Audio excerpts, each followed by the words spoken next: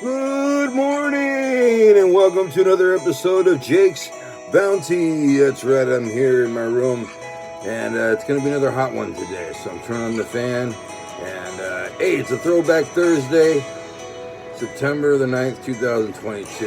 Let's go ahead and do it. All right, thank you very much for tuning in to Jake's Bounty. I'm your host, Jake Hernandez. Yes, thank you very much for tuning into this show today. It's going to be hot just like it was yesterday. Think another record temperatures. We did all right with the rolling blackouts because we got some notice again. So we were able to take care of that and not get as many blackouts as we probably would have regularly. But let's go ahead and talk about the sponsors. First, we got the music right there from Anti-Con Beats. You can go check them out at their website, Anti-Con Beats, on YouTube. And you can also go check out Call of Duty 2 over there at Ray's Video. $1 7-day rental for your PS2. It's a big one, a big red one, not just the big one, the big red one. So go ahead and get that. Also, we have Dog Training for Dummies over here at Jake's Bounty. When you type in the word dummy, you get a $5.99. And we have a Retro Trivia Challenges book for the 70s and 80s. And when you type in retro, you get that for $5.99. Hey, let's go ahead and get to the news, all right? All right, well, there's, well, that happened yesterday. Okay, Valley 6-year-old had to spend 2 hours in a hot bus with a broken AC. And let's see, this was a special needs first grader who had to sit on a school bus for more than 2 hours with no AC. And this happened Tuesday, and happened in Gustine, California, in Merced County, where it was 115 degrees. Woo! The mother of the child, Yolinda Camarera, her 6-year-old with a special needs. So they're looking more into that, and when we have more information, I'll let you guys know. All right, some Madera County residents under evacuation. This is the fire in North Fork, which started at 3:15 p.m. yesterday and spread to 300 acres, poses a threat to many lives and buildings as well. Evacuations have begun in the Willow Creek Drive and Church Street parts of Road 222 and Road 225. All right, Red Cross is helping out. I think you can go to the Oakhurst Recreational Center if you need like a home base, basically. All right, Northern County deputy arrested in Coalinga area after double murder in Dublin, California. Devin Williams Jr. killed 2 people that he knew in Dublin, California. He killed a married couple. Williams worked right up until the shooting, apparently. No motive as of yet, and he was only working as officer for a year at the time. Supposedly he had been going through some things, but they're still doing an on process investigation. So we have more of that. We'll let you know. All right, warrant is issued for former FUSD principal accused of altercation with student at Walters Elementary, First Street, north of Shaw, Central Fresno. Child abuse and endangerment, and a warrant was given to Brian Colhart, former principal. Strikes special needs child on video. All right, there's an investigation that is ongoing. The report came out on June the 13th, along with evidence and the tape on the same day. All right, so it doesn't bode well for this guy. And that's what we're going to talk about in the Throwback Thursday. All right. Now, I come from a different generation. Now, I wasn't hit in school or anything like that. But in my generation, there's little things you can get away with. No one could ever get hit and get away with that. But there are a lot of times when the teachers did get out of line and the students did get out of line, and the teacher ended up having to restrain the students from doing what they were doing.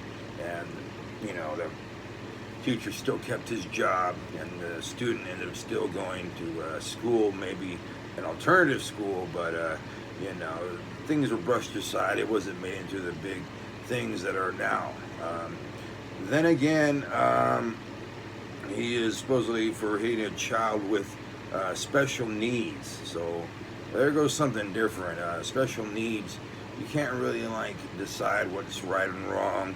You can't really decide when you want to do something, maybe, because you got special needs. You got special needs. It's not like a regular kid who can just throw a tantrum and then stop all of a sudden. So those are different in aspects. But I remember back, back in my day, I'm going to do that. Teachers could get a little physical with their students, meaning one of my teachers was a football coach. So he, like on Friday, would actually, you know, go up to the door, which is like a metal door, and just ram himself into it. Every Friday that we had a home game, he would do that. And his door, literally, it started out looking like just a regular door, you know, and then by the end of our season, it was just like collapsed and folding in. There's other things that he did. He'd headbutt us, especially if we're fooling around in his class. But the way he did it, it didn't hurt. He just like that. You know, he'd protect his head and protect your head and just hit your head right there. It's more of a joke than anything. Found it real funny when he did it to the girls in the class, so he didn't, you know, he wasn't special, you know, didn't have special standards for anybody. If you were fooling around in his class, he'd headbutt you, but it was just, you know, a joke. It didn't really hurt. I think one time, I wasn't there for this, but I did hear about it, that he ended up actually choking a child or having his hands around a child's neck. And the kid that I knew that he had his hands around actually was a real prick, so he probably had it coming to him. From what I understand, the kid wouldn't actually stay in his seat. He wouldn't stop talking. He wouldn't stop moving around. So this teacher got up and just started putting his hands on him and ended up, I think, retiring that year. He'd already been there for 40 years or whatnot anyway. And the type of kids now that were coming in had gone from like, oh, gee golly, how you doing, sir, to, oh, fuck you, eat this dick, bitch. You know, so it's a lot different. Now, there was another time when there was a teacher who had a flashback from back in the day when he was actually in the Vietnam War. And he actually saw a Asian American in his class who'd always been in his class, and he flipped out. Now, I didn't see this, I heard it again, but I can totally see this happening because I've met the gentleman, and you know, he was actually in Vietnam, and he did see some bad things like he told us when I was attending there. So I could see this happening. Did I actually believe it? I don't know. I'm kind of, you know, in the middle right there, because yes, you could have a flashback, and yes, you can definitely take it out on somebody, and if they happen to be of Asian descent and you were in the Vietnam War, okay, 2 and 2 put together, it possibly could have happened. Do I think it happened? I don't know, because I think it would have been more of an issue. I would have heard more about it rather than just hearing it from my 2 of my friends I went to high school with, who graduated a couple years later than I did. So, you know, I don't know. But anyway, I wanted to go ahead and get your opinion on whether or not it is okay for a teacher to hit a kid. In certain situations, obviously, if a kid hits the teacher, can the teacher fight back? Can he restrain the kid? Can he, you know, obviously, you know, go call the police? You know, what is the protocol? What do you think is the right thing that should happen in the comments below? When this kind of altercation happens, be it whether it was special needs kid, you know, obviously I would say, okay, it doesn't need to happen, right? You know, but now it's happened. Where do we go from here? Okay. All right. Well, I wanted to go ahead and tell you about the cans I got today. I got about a bag, full can of bag of full cans. Shit. Over there, I did get some over at Motel 6 again.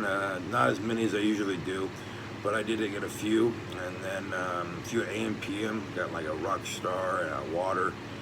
And I was able to get a Red Line at Valero and some water bottles also there, and a Powerade. And then on my way home, there was this dumpster that was usually always locked. It was unlocked this time. I opened it up and I was like, oh shit, there's a few there. So I grabbed them. Some Coca-Cola bottles. I think there was some more water bottles and a 7-Up.